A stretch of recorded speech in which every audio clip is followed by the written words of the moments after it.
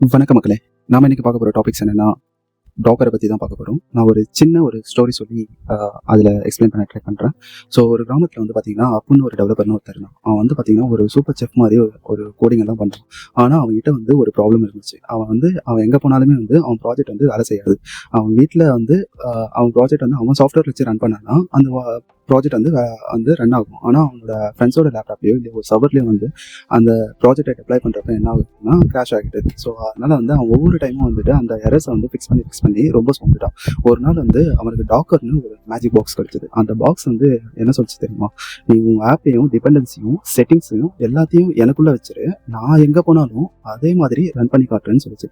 அப்போ அந்த டெவலப்பர் என்ன பண்ணான்னா அந்த கோட் எல்லாத்தையும் நோட்.js வெர்ஷன்ஸ் லைப்ரரிஸ் எல்லாமே அந்த டாக்கர் பாக்ஸ்குள்ளே வந்து வச்சுட்டான். ஸோ அந்த பாக்ஸை தான் வந்து நம்ம கண்டெய்னர்னு சொல்லுவோம்.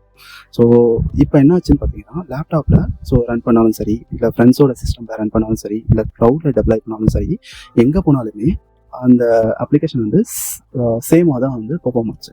ஸோ இதனால என்ன சொல்ல வரேன்னா, டாக்கர் வந்து பார்த்தீங்கன்னா எங்கேயும் ஒரே மாதிரி ரன் ஆகிற ஒரு மேஜிக் கண்டெய்னர்.